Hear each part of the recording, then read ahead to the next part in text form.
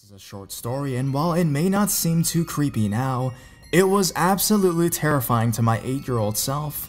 The home I grew up in was in Long Island, New York, and the basement is lined on one side with small windows, probably about 3 feet by 1 foot rectangular, with sliding glass panes on them. The house was built during World War II, so it is made of what they had at the time. Normally, we would have curtains on the inside of those windows, so nothing could see in or come in. This particular day, my mother had been washing them and hadn't put them back yet. Anyways, I was around 8 or 9 years old, sitting there playing Mario 3 on my NES, when I got the distinct feeling like I was being watched, or someone was there. I looked over my shoulder to the windows, and I see the outline of someone's face there. Once they notice me looking at them, they knock on the window really loud, vigorously waving at me, and then bolted off, hopping over the neighbor's fence into the adjacent yard. Needless to say, I left the NES on and noped the way out of there as fast as possible. The next day, the NES was moved upstairs to the family room, and I still check to make sure curtains are on if I'm down in that basement.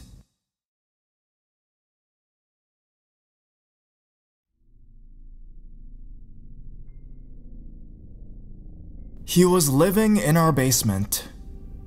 So, this happened about 7 or so years ago, when I was still living at home with my mother. We lived on the first floor, my aunt on the second, and our neighbor on the third floor, who we were close with, Cindy.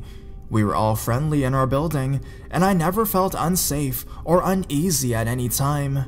One day my mom was doing laundry in the basement and noticed a couple of her blankets were missing. She thought it was odd, thought maybe my aunt had mistakenly taken them, so she was kinda like whatever about it. A couple of days later, she hears noises in the basement. We lived on the first floor and you can hear everything down there. It was late at night, so she didn't want to go down there and check, but she went outside on the porch to have a cigarette and noticed the cellar door leading outside was open. When she always closed it at night, she closed it and went inside, thinking maybe the wind made it open and a raccoon or something got into the basement. I mean, it's happened a few times before. Nothing weird happens for over a week, till she notices clothes missing.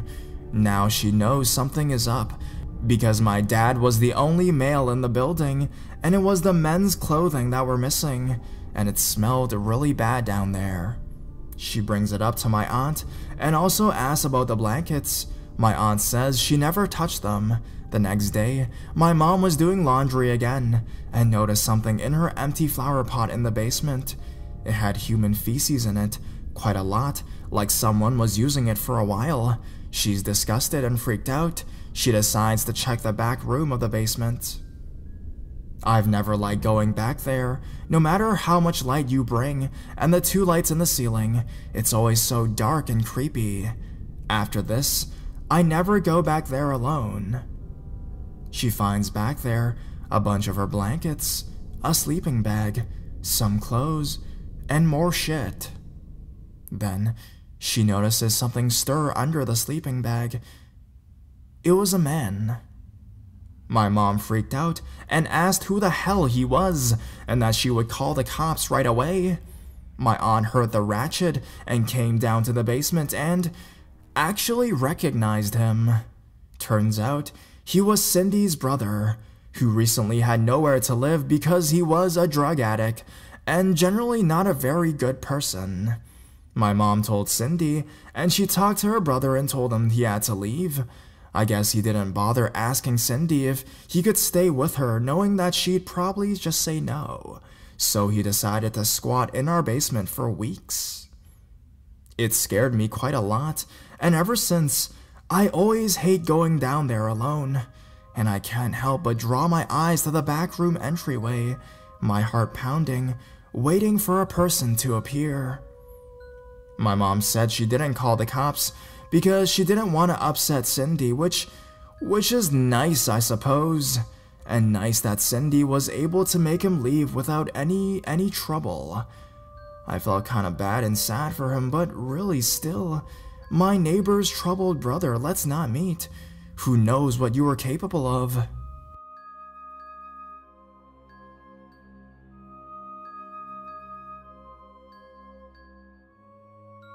Chased in my own basement.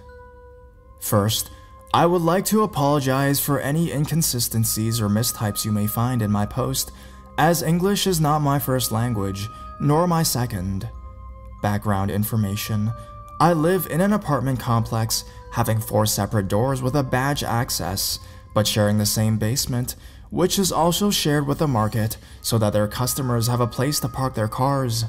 To go down to the basement, you can take one of the 4 elevators of each of the buildings by passing your badge, which you cannot use to go to the back as the door only open from the inside, through the car entrance by passing your bank card or using the elevator that leads to the market. To go back to your apartment without passing by the market, there are only 4 doors, one for each building, that opens with a code and not the badge.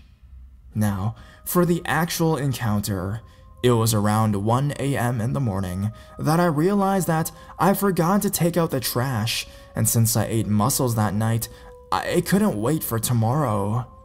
First odd thing I noticed was that all the lights in the hallway didn't work, which made me uncomfortable, but not worried since it was summer, the perfect time for the maintenance and also the time when most people are not at home.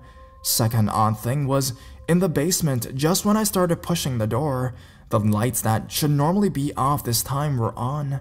There are sensors in the basement that turn on the lights when someone enters. Relating it to the electricity issue of the hallway, I continued my way to the bin room. Being a lazy person, I kept a hand on the door while throwing the bag with the other. Just when I left the room, I heard a sound. I can't say exactly what it was even now. All I can give you is a description from my memory, using my poor vocabulary, hoping that you will put together what I'm trying to say. You know the sound that a person makes when they are in extreme pain trying to scream, but the pain just won't let their voice out, which leads to a continuous sound? The last cry of a moose trying to call his comrades for help while being eaten by a lion. It was that kind of sound, whether it came from an animal nor a human. Now that I think about it, the voice was omnipresent from the second I put my feet in the basement, but it didn't get my attention, since they put all the machinery related to the water heating, central heating, and God knows what other machines they keep inside the closed doors, and they sometimes do abnormal sounds. But that sound was clearly from something alive. I could also discern a human voice mixed with a scream of despair. Clack. The bin room door slowly closed loudly behind me, and with it the mouth of whoever was talking somewhere in the basement, as I can't tell exactly where it came from with the echo.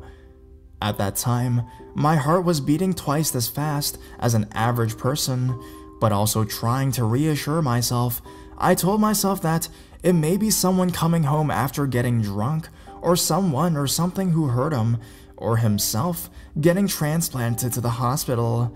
In both cases, I need to offer my help, and that's what I told myself, and my brain functions clearly wasn't working properly at that point, or maybe it was just my curiosity. "Is anyone here?" I shouted. Pointless to say that it was the worst decision I made. I heard a sound of what I assumed to be a door or a trunk, which made the scream stop, followed by footsteps. Whoever did that to a living being was running towards me. At that point, I couldn't think of anything else but surviving. I ran towards my only exit, which was the door, typed the code with my shaking fingers, red light, typed it again with my hands shaking even more, and the footsteps closer than ever. It was green. I pushed the door open with all of my strength, and then closed it with my whole body, but something was keeping it from closing. It was the person chasing me. Thus, I put both my legs on the stairs. To go down, you use the elevator and a door, and you can only be open from the inside. To go up, you use a door with a code and stairs, and use them to put even more power into closing the goddamn door. After a few more seconds, that seemed like it lasted for an eternity, the door finally closed. I stood up again, and started climbing the stairs as fast as I could. I live in the 6th floor, but I'm used to climbing them daily since I don't have time to play sports, and I found them useful to reduce the negative impact on the lack of sports or other activities. The only difference is that it was without lights this time, and with a lot more adrenaline inside my blood and inside my body. When I was about at the 3rd or 4th floor, a door opened, and a few seconds later I could hear someone climbing the same stairs I was climbing. We both couldn't see in the dark, so the last remaining floors left seemed even farther than they are, but I eventually made it to my door. It took me a long time to find the lock, especially when all my body was shaking from head to toe, but the person chasing me seemed to have more troubles with the stairs than I did, so by the time I opened the door, he was still very far away from me, judging from the sound of it all. The moment I locked the door, I couldn't control any of my muscles, and I fell down on my knees. It took me around a full 15 minutes to regain control of my body, and for my brain to become operational again. I didn't tell this to anyone, as I don't even know what that sound came from, or what it was, or who the person chasing me was, and not even why he was behind me, but judging from what happened, he didn't really have good intentions at all. And of course, I honestly hope we never meet again.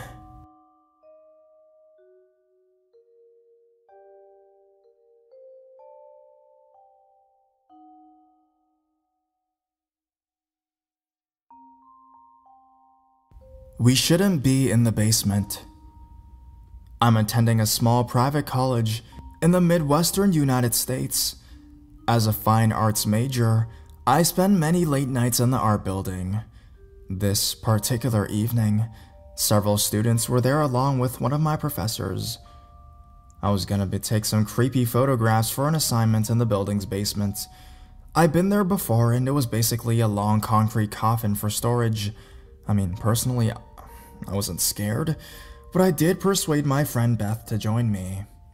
The staircase came out in the middle of a slim rectangular structure, divided into several rooms. We turned on all the lights to see stacks of artwork, and old documents were piled in every corner and crevice, and someone had sneezed cobwebs over everything. We had to leave at one point to help another student moving pottery, and upon our return the stairwell light was on, but the entire basement was pitch black. I was certain we'd left all the lights on. I asked Beth, but she just mumbled a quiet, "I don't know." I figured I'd just forgotten. We were in a room about 40 feet long, and were positioned on the side furthest from the stairwell. Our only light source was coming from the far right room. The white light spilled across the graffitied wall I'd be photographing. The back of the room was occupied with a huge heating and cooling duct system. It took up almost the entire back wall and pushed into the room about 5 feet. Stacks and stacks of cardboard boxes and tools cluttered the area around it. I tried to pass the time with chatter. I almost thought some horribly grotesque art project gone wrong would jump out of the shadows. About 20 minutes had passed when we heard a faint sound coming from the stairwell. It sounded distant. I asked Beth if she'd heard it, and received a nod. It sounded kind of like someone clapping their hands together, but we were definitely the only two down there.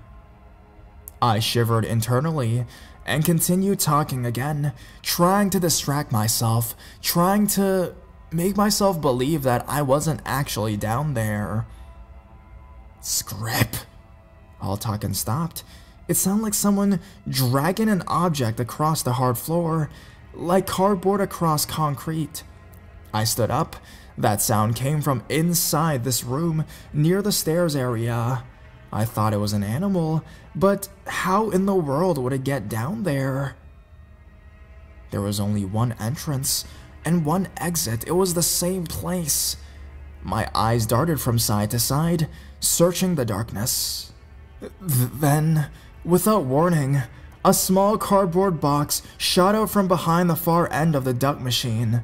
It slid across the floor, and my stomach dropped like a weight. It wasn't like that box fell and rolled across the ground. Something or someone threw, pushed, or kicked the damn thing. It came out like a fucking rocket. I mean, something was in here with us. I grabbed Beth's arm. Her eyes were glued to the box. She was terrified. There was no way anyone else had gone in here with us without us hearing or seeing them. My logical brain was screaming that fact, but what on earth moved that goddamn box? My brain was reeling as I shifted my back to the only lit room.